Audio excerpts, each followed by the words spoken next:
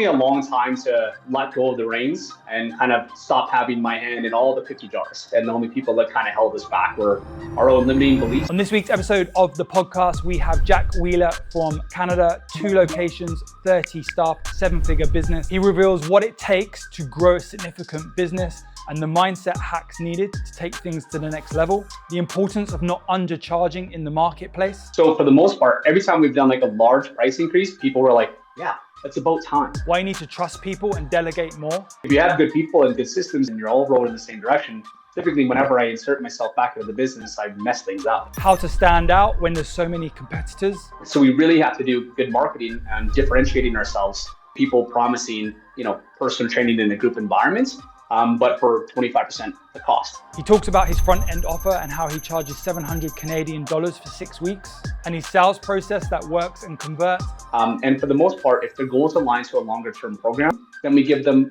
some incentive or an offer into getting into a long term if it matches. Let's jump into the episode. Jack, welcome to the Fitness Marketing Agency podcast. We go way back, roughly about 12 years is when we first met. Can you just tell everyone where you're located and your business model? Yeah, thanks so much for having me on, Ben. Yeah, it's been a long time. We're located in Alberta, Canada. We have 2 personal training and semi-private locations in Red Deer and Sherwood Park. They're small cities, about 100,000 people each, and they're just kind of suburbs of larger metro centers in Alberta. Roughly how many members across the sites and what price point are you at? Yeah, our Red Deer location has about 415 personal training clients at any given time, and then about 40 to 50, campaign or trialers at any time. And our Sherwood Park location has about 290 full-time personal training clients and about 50 campaigners at any given time.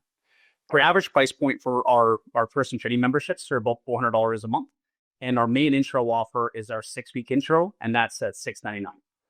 Excellent. Just to give scope to everyone who's connecting with you for the first time, what's your role in the business as it stands? Yeah, right now it's CEO and marketing and sales director. So that's kind of what I do mostly. I handle the marketing, I do all the ads, the branding, the PR, and more or less just give my managers the tools, resources, and time that they need to get the job done. But I'm technically out of quote unquote day-to-day operations. And let's just talk about team briefly. How many people at both sites? Yeah, combined, it's 30 at any given time. And then from top down, we have our general manager, we have our office manager. We usually have kind of a team lead, kind of a supervisory trainer, and then our training team.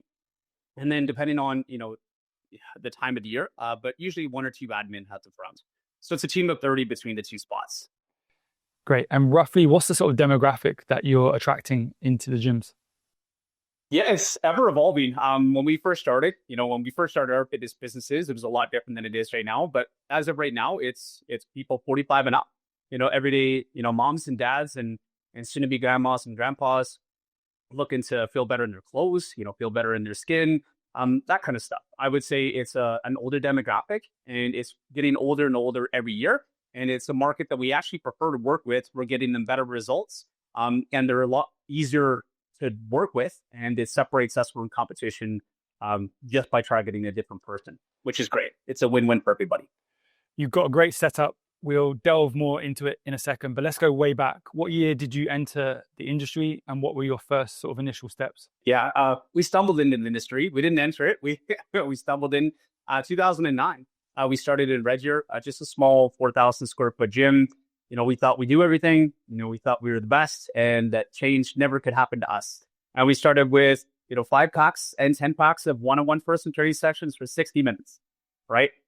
And it's evolved dramatically. It started with just a few of us, and now we're 30, and now we got the 2 kind of autonomous locations. It's been a whirlwind, and honestly, like the best changes are the biggest leaps. We probably got in our own way more often than not, and the only people that kind of held us back were our own limiting beliefs, and self-beliefs, and kind of if it ain't broke, don't fix it model. But it kind of kept us too comfortable for too long, rather than setting the bar. We were kind of letting the industry lead us around. So is it fair to say that you wish you would have taken bigger risks sooner? Yeah, for sure. Taking bigger risks, listen to your gut more, not got complacent, and for the most part, trusted other people. It took me a long time to let go of the reins and kind of stop having my hand in all the cookie jars, because I just half-assed 100 jobs, versus really dialing in the ones that, were a great ROI for us, and the ones that I enjoyed, and the ones, were good for my skills and talents. So that probably held us back for, I'd say, about like 5-6 years, trying to micromanage and kind of do, the more day-to-day operations rather than just letting good people do good things. Right. So it's probably been more upstairs than anything else. Just the same as you guys over in the UK, we've been through COVID, we've been through financial collapses and crashes. Alberta is very natural resource dependent. So we go through oil booms and busts, just the same as people do with, banking and the automotive industry. So we've had ups, downs, less rates, everything along the way. But probably the biggest factor was, ourselves. And then once I kind of really dialed in, on the business model, roles and job descriptions and responsibilities, and really just hammered down on the main 3 things they got to do each, and just let them off the leash and go. That's been our biggest growth, but also just like stability, rather than peaks and troughs and me being time dependent. It's been a lot more just even keel, right? Where I'm not needed in the business on a day-to-day, where if I need to take time off, it's fine. If I need to, chat with good people like yourselves, then it's really, really easy and flexible. A big issue that we see with many gym owners is they're still stuck between wearing the hat of the business owner, but then they're also the coach on the gym floor.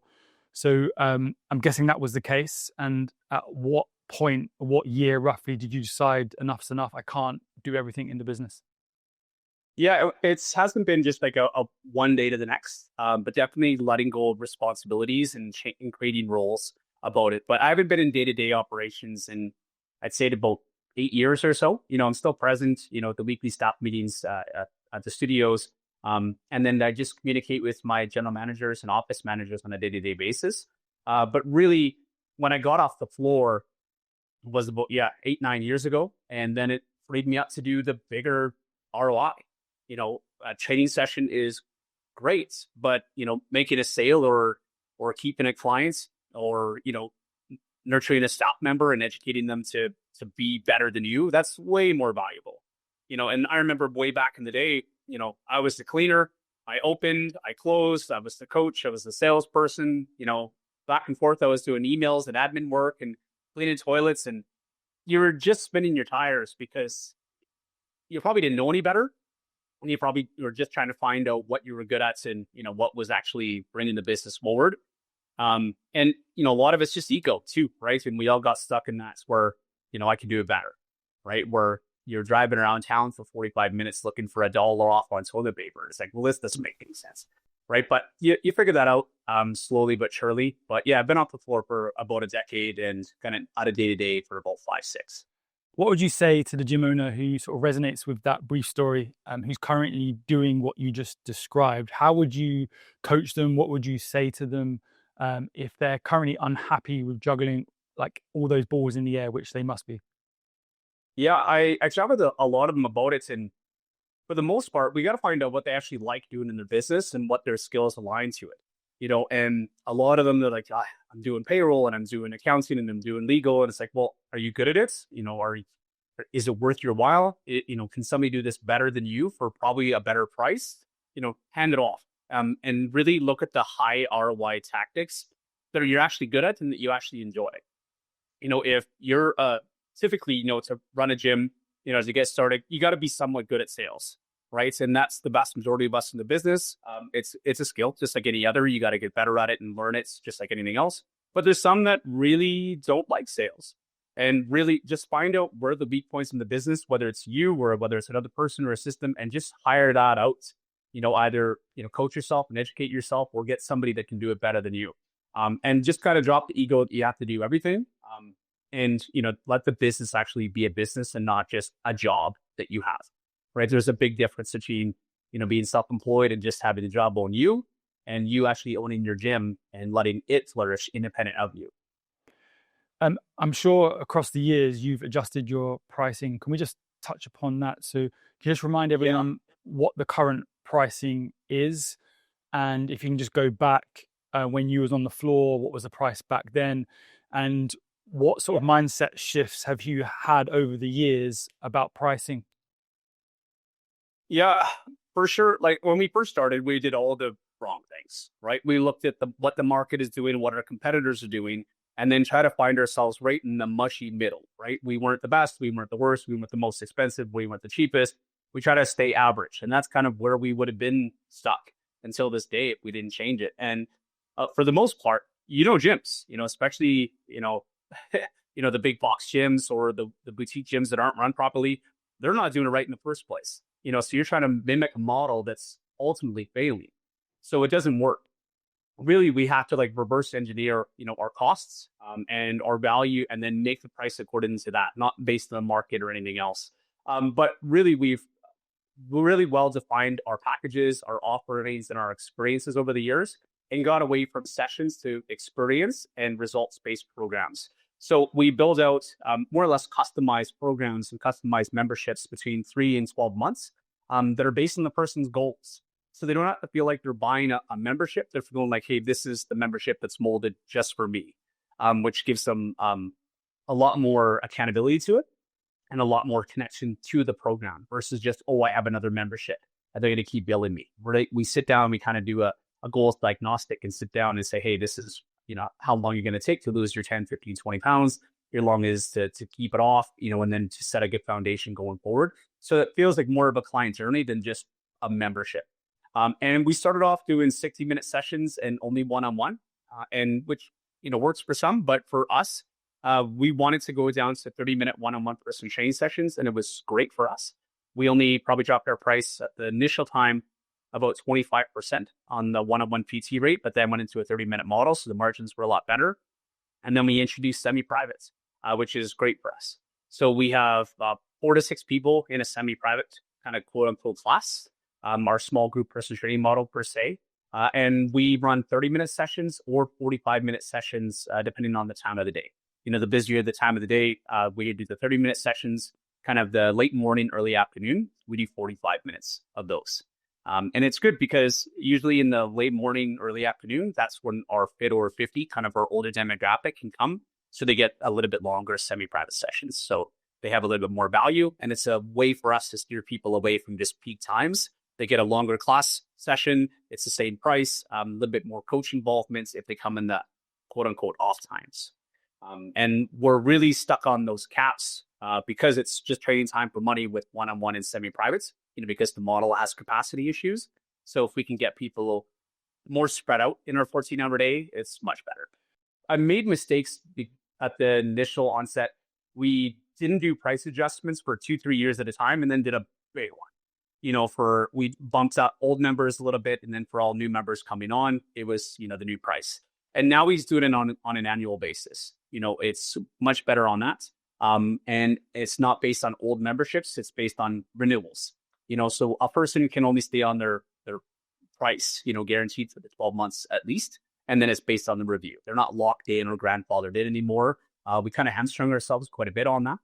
And then for new members in January, the price is just and it's just the normal price to them, which is great. So it's fair to say that you've been through many shifts in business model and pricing. Yeah.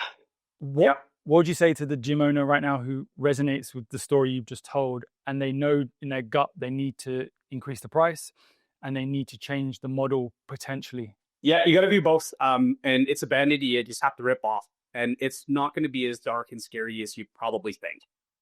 For the most part, your members, love your gym, they love your community, they love you and your coach, everything else, and they probably feel that it's underpriced already, right? Depending on your level of service. So you're actually just becoming more normalized in your pricing.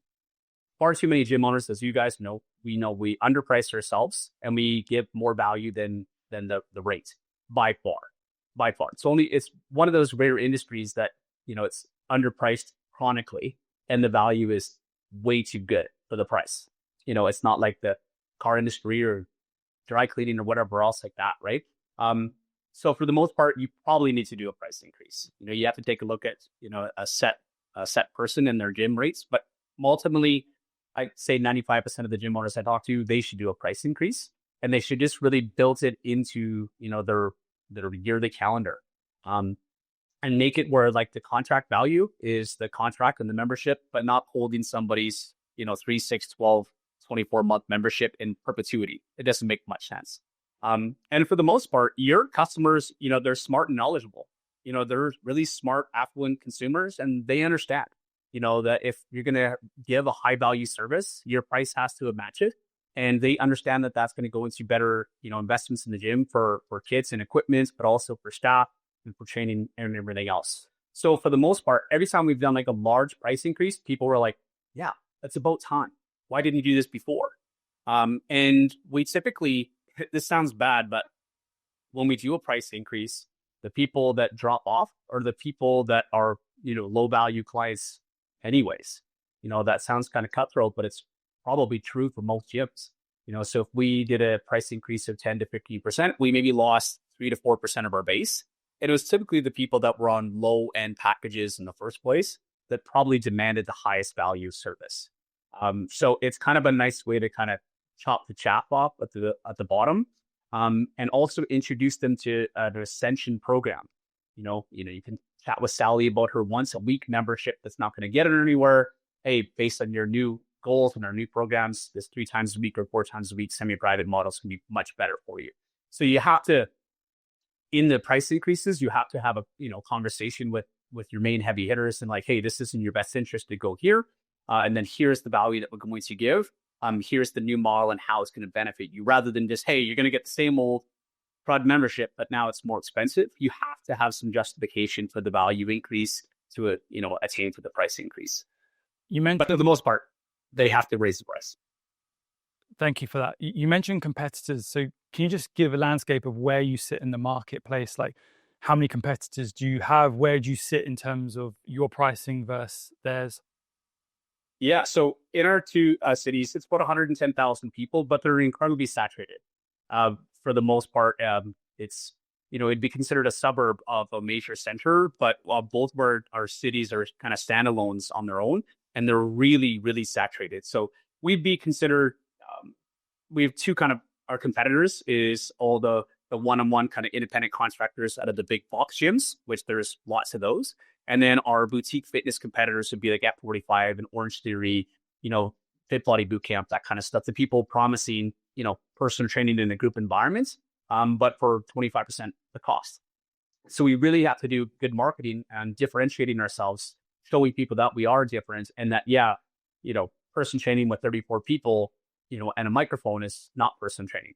So we have to really rely on our marketing to separate ourselves out from the main competition as much as possible, and really focus on everything but the workouts. We talk about the workouts, but mainly it's about support and accountability and coaching and kind of the community and differentiating ourselves versus just being a number at the gyms.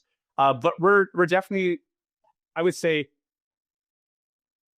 pretty consistent. We're in like the top 10 percentile, right? The only other ones that we probably would compete on price for and be the cheaper option would be, the really established one-on-one person trainer that's at a box gym for 20 years.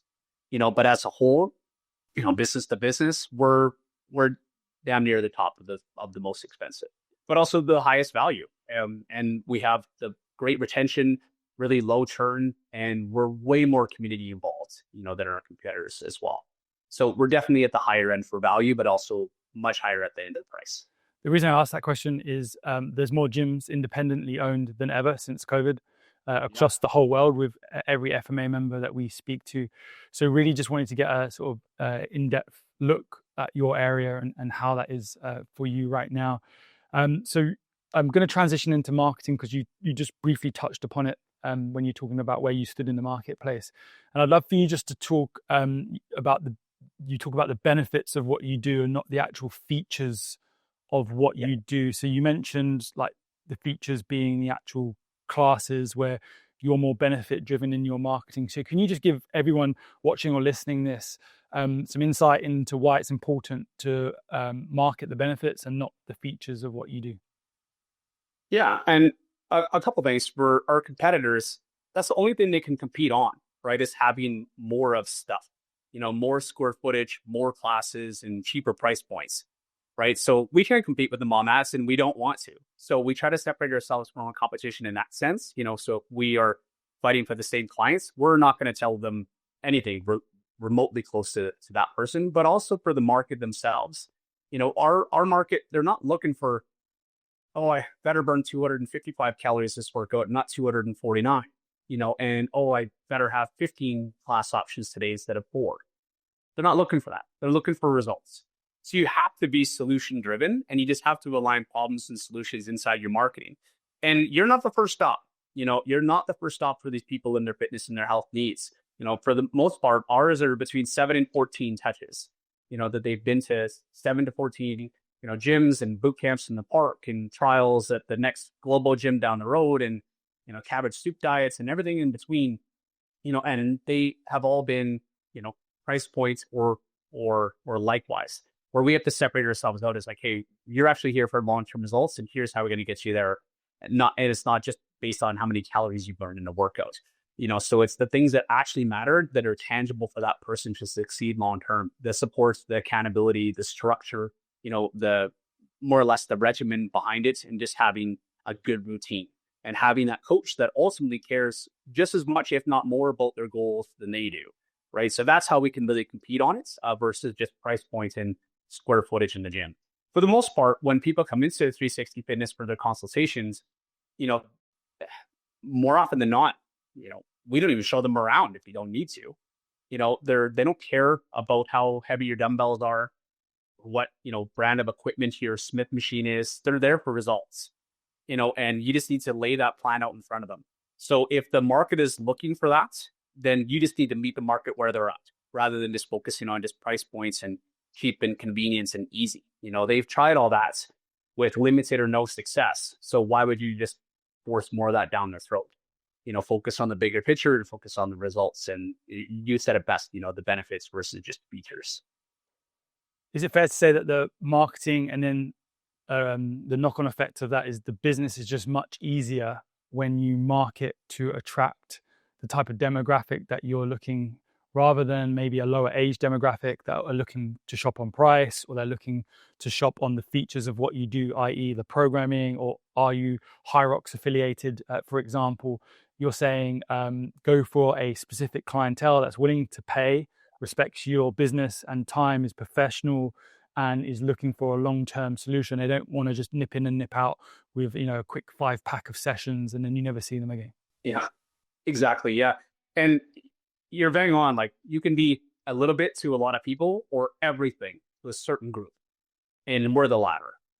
We just want to really focus on who's our client avatar, who's our target market, who's our VIP person that we work with, that we like to work with, that can afford our services, that find value in what we offer, and just really double down on that person. And you're always going to get branch segments of the market based on referrals and that kind of stuff. But in your marketing, we don't say, hey, we're for busy moms and, elite athletes and rehab clients and, people trying out for big. It's not that, right? We're really dialed in on who we're talking to inside of our marketing. And in our marketing too, it's segmented from that as well, based on age and gender, seasonal programs that you guys offered, and FMA, really doubling down on like who you're talking to. I don't want to talk to 100 people for 2 seconds each. I want to talk to 5 or 6 people for 10 minutes each, right? That's kind of what the marketing we want to do. And it's great too, because it just sets the bar a lot higher. And like I said, you're not the first stop for them. So they've probably been to 3 or 4 different gyms and different consultations. They've chatted the $20 a month gym memberships and, class-based stuff and the free trials across town. And like, you're not their first, so let them dictate what they find valuable and then just reverberate that versus just competing on price. Let's continue on marketing. What are your KPIs roughly for lead generation per month? Do you press hard in some months and back off in others? And what is your sort of lead source, digital, offline? If we can just sort of pull back the cover on everything that you do to get people through the door. For sure. We're always marketing. We're just marketing different things at different times. But we typically try to have, our 100% ad budget at both gyms. And we try to fluctuate 25% up on the higher peak months and 25% lower on off months, quote unquote. But I'd say about 75% of our marketing is towards, an offer, a 6-week program, a 50 or 50 program and the like. And about 25% of our ad budget is towards education and infotainment for our clients. Really, it's giving stuff away for free, for nothing, and just kind of having that giver's gain value mentality. So we do a lot of, client success stories and testimonials, but also lead magnets and free items and giveaways for our audience. But also, teaching them things. We give away more stuff for free than our competitors do behind paywalls. We have free recipes and free cooking guides and sleep guides and, free educational videos and free courses that they can take, inside of our platforms. And you just have that giver's mentality, and you're setting yourself away from the market already, where the only time they might have seen that other box down the road is when they're just constantly saying, buy, buy, buy, buy, buy, and just forcing it down their throat. Where for us, they have seen us, 100 times, and 50%, if not higher, has been for, hey, I got some value from them first, and they didn't ask for a sale. So we put a lot of our marketing efforts toward that. And for KPIs, we try to do about 150 to 200 campaign leads per location.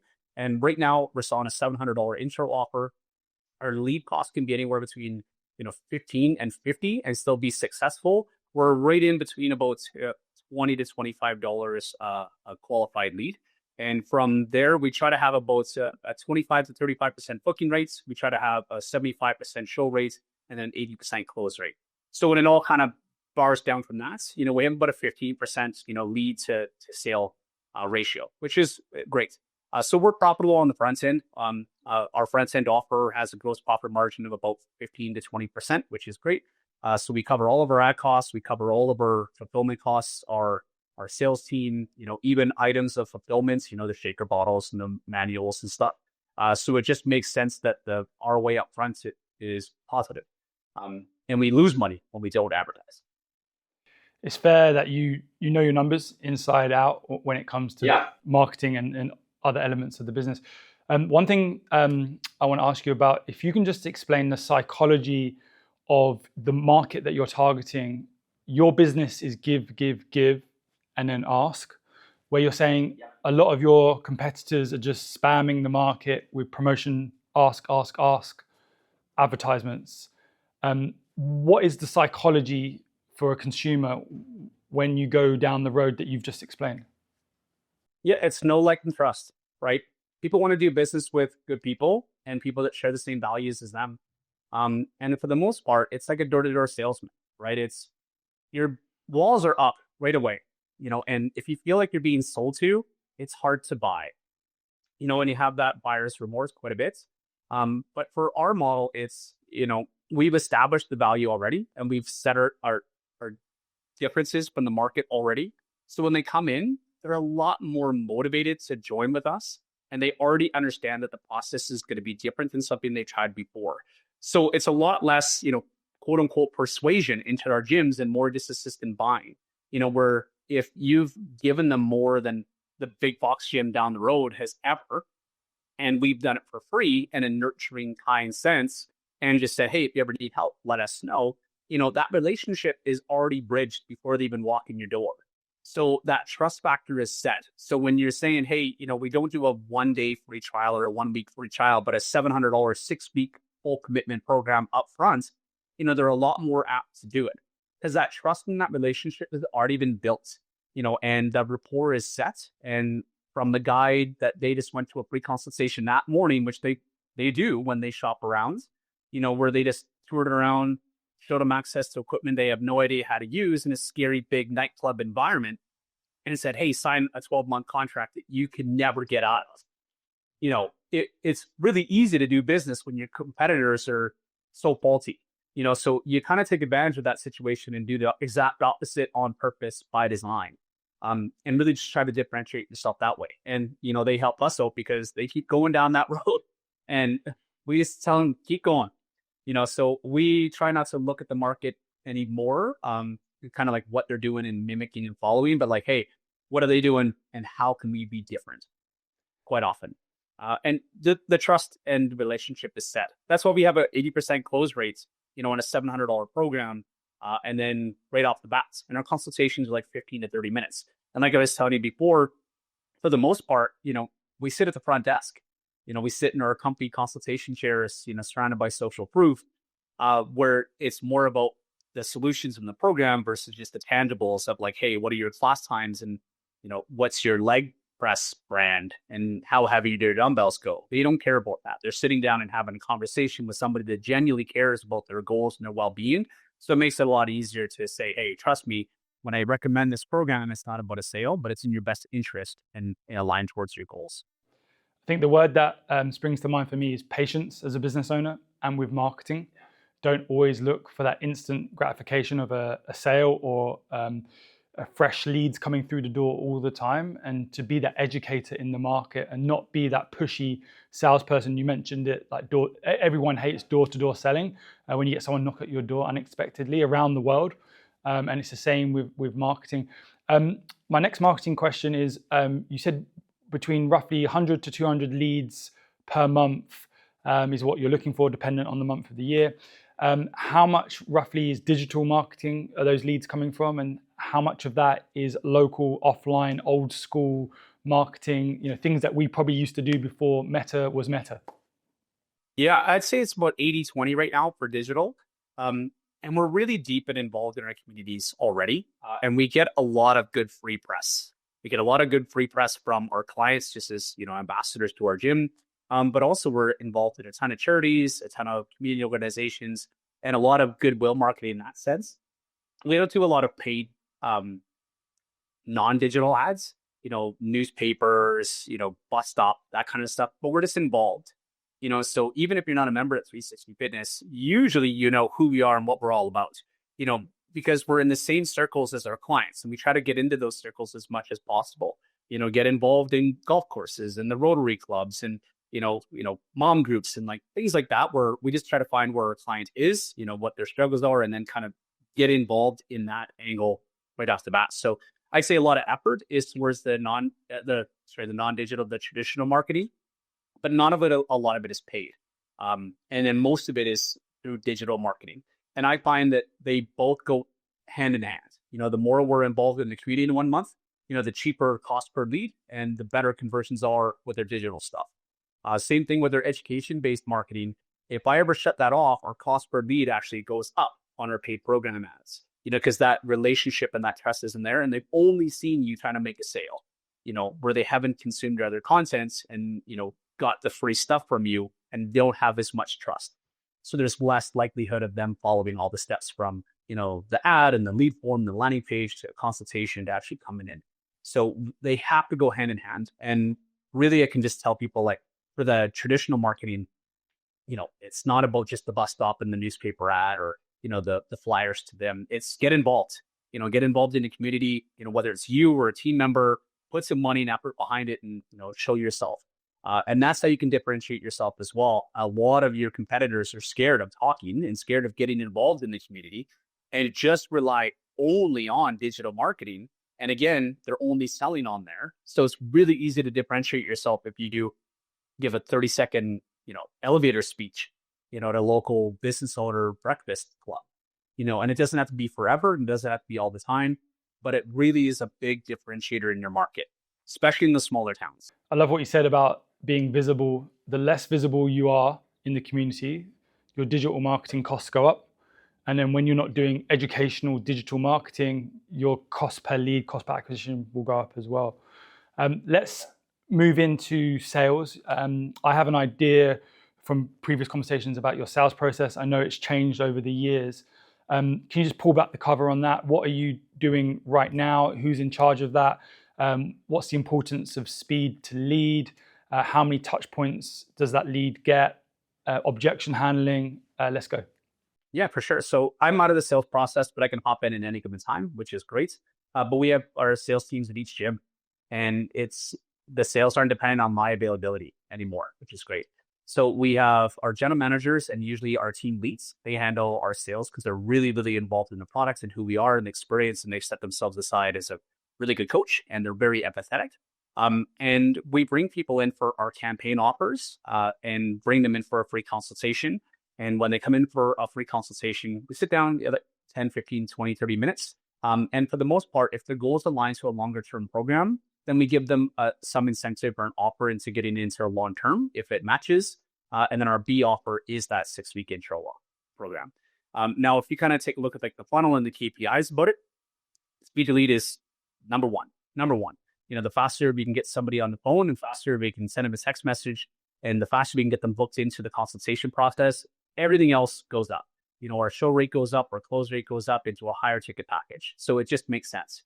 So when a lead comes in, they get automations on via text and email, and they're all AI driven, which, is great for conversations, and it's really built around our brand.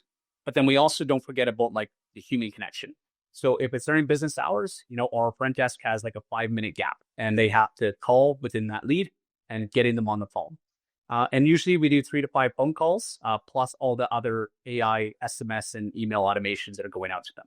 So even if a person comes in for a lead on Monday, they're probably getting about 10 touches, by Friday, 2 to 3 a day at least. And it's a combination of text, email, and phone calls. And we find that we can't shut one of them off. They need to kind of all run in harmony together. But the main thing is getting them booked in ASAP. So the biggest thing for us is availability, right? If they're interested on Monday, they want to buy on Tuesday. And we just can't get in that way. If we have sales availability at Thursday at 2 p.m. and Friday at 9 a.m. and Saturday at 11, you need to have availability, and you need to let them capitalize on their emotional, wants right now, where they're ready to make a life change. So you just can't get in the way, and make that buying process troublesome for them, and get them on the phone, get them booked in, and try to have them in the first 24 to 48 hours at the latest. Yeah, I love that. So many gym owners, they have this resistance between, you've got data that's coming into you, people are putting their hands up and saying, I'm interested, but then that gym owner will find a million other things to do in their business, except the one thing that's going to drive it forwards, which is having a phone conversation with someone who's eager for a transformation. Yeah. And it's, just like a lot of other purchases, they're based on, emotions for the most part. And in the fitness industry, a lot of negative emotions drive sales and a lot of positive emotions drive sales. But really, regardless of the spectrum, it's usually when they're elevated, right? They're in a deep, dark place, or they're excited and motivated and ready for a new change. But it's usually not in the middle. It's usually when emotions are heightened. So we want to match their energy, and say, hey, you're ready for this, or we come on in, and just kind of take that barrier down and make one less obstacle for them. And with fitness and health, people are very vulnerable about, accepting change and admitting they want to make a change and need to make a change, right? So if you are between, a lead is on Monday and the consultation is next Tuesday, they're going to go through a roller coaster of thoughts and emotions, and they're going to try to, talk themselves out of it, or to find a cheaper, less demanding option along the way. They're always going to be trying to grab that low hanging fruit. But they came to you for a reason.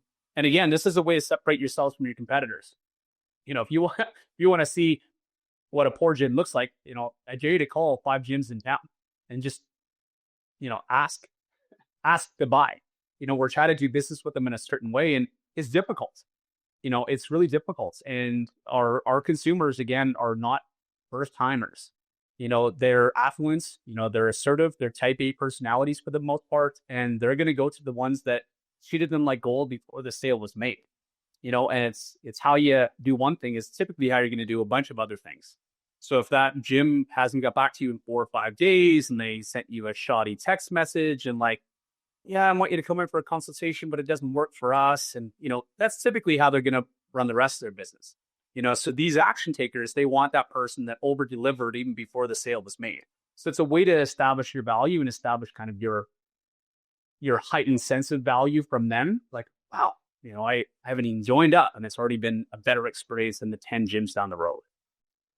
For gym owners that have got a sales team, or for gym owners that have aspirations to get a sales team like you, can you just talk about the cadence of how often do you meet, KPIs, ongoing training for them, who drives that?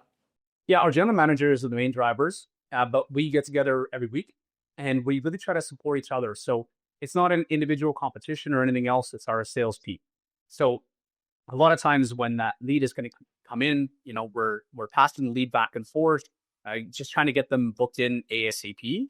and really just make it as, some individual metrics that are really important to them, but overall team metrics are much more important. And that was a big change for us, where it typically just was one salesperson and myself. So it was really easy to see the individual aspect, where now we have sales teams of 3 to 4 people at each gym, where they have to work in conjunction together really, really well to make sure that they have as much sales availability as possible, that the leads don't get dropped, that consultations can be done in a timely manner. And then also, like, are we selling them on the right memberships? Are we just trying to sell them on the easy, front end offer, the 6-week challenge or the fit or 50 or what have you? Or are we actually selling them something that they need from us long term? So we meet on a weekly basis, and I say we, it's the general manager and them, and then I kind of help out from time to time. And then quarterly, we do our leadership retreats where, it's more of a internal education model. And really, it's going back to the basics for the most part. Whenever your sales team is slipping, it's typically they're trying to overcomplicate things and they're not listening enough.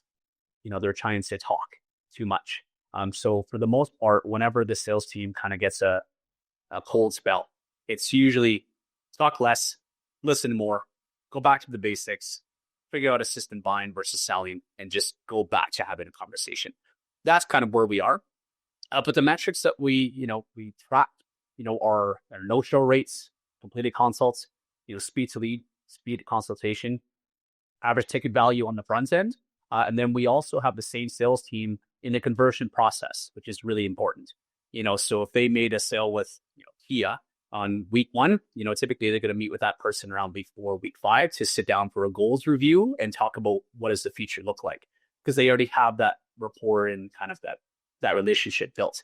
And then we track our conversions just as much as anything, because ultimately our front end offer is only there to increase our back end and to make sure that our gym is full of full-time members versus just, trialers, right?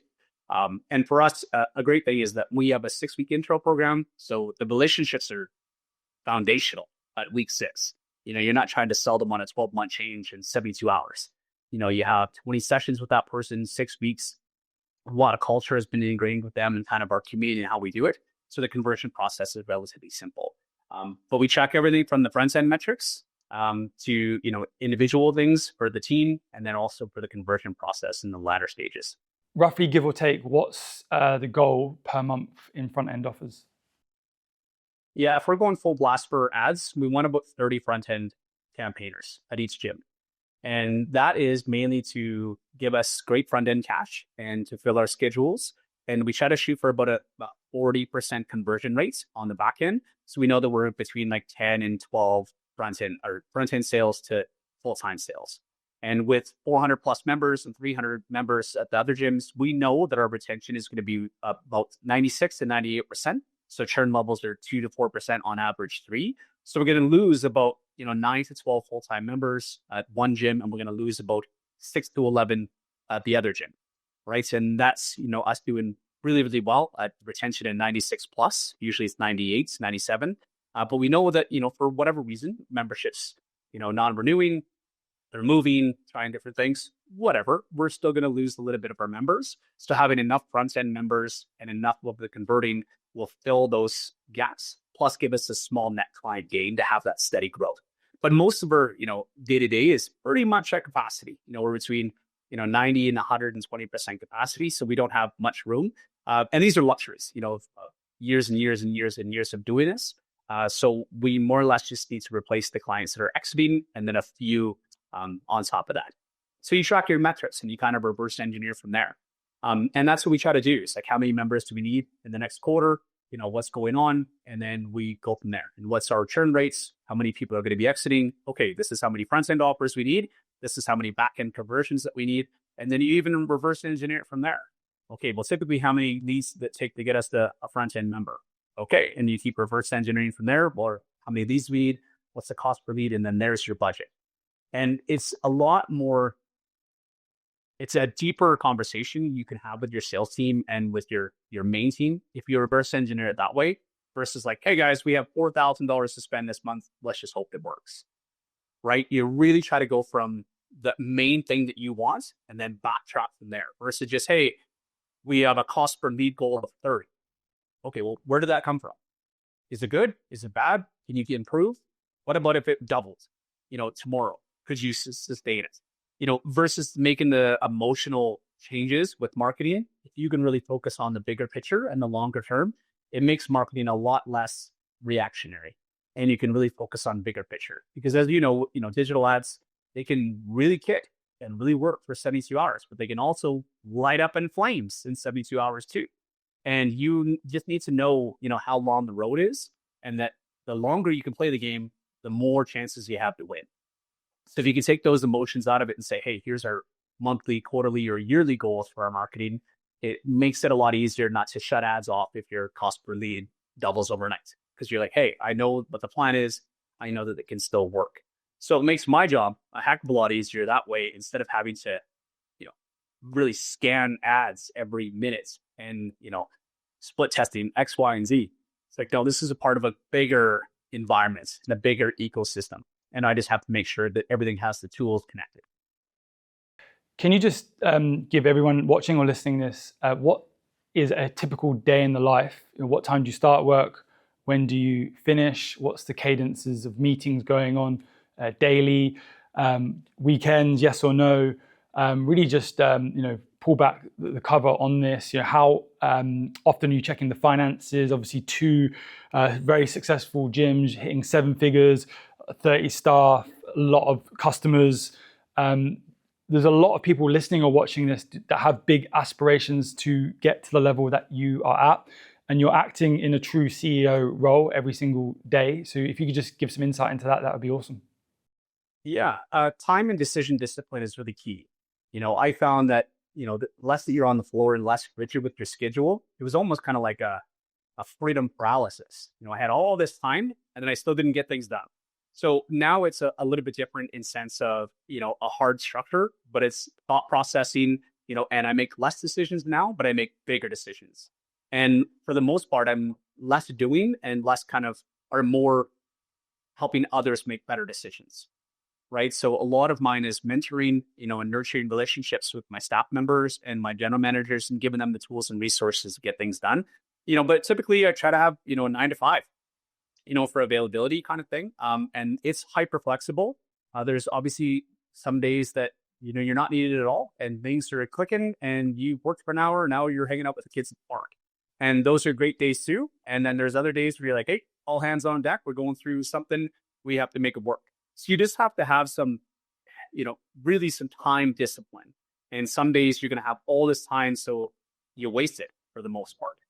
But for my day-to-day cadence, I check in with our team in the morning at both gyms. And then I have one-on-one meetings with my main managers each week. And then I'm trying to get involved in the weekly kind of bigger staff meetings. So 7 or 8 meetings throughout the week. And then mainly like my day-to-day stuff is marketing, and getting the sales team kind of, chomping in the right direction, and bigger ticket, goals and visions and projects, working on, different acquisitions or equipment or, year-end finances, that kind of stuff. So you really you have different hats. You just have to be really time disciplined and put in the right bolts. But day-to-day stuff, I'm out of the gyms entirely. If I'm not there for a week, they wouldn't know, and I don't need to be there.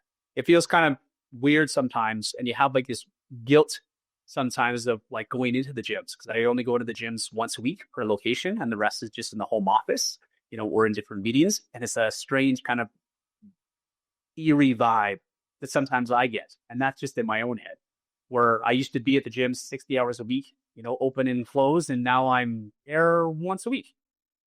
If that, it's a different feeling. So you kind of have to get rid of that imposter syndrome big time and just know like the hats you're wearing. But that's kind of what my day-to-day is. It's just some meetings with our big managers at both gyms, making sure that they have the tools and resources to get the job done, bounce some ideas off of, and just get out of the way. That's for the most part. And then I handle the marketing from top down, and then from small executions of that marketing, typically I delegate that out to the team members. So 3 big takeaways there for me, Jack. One is organization of your schedule.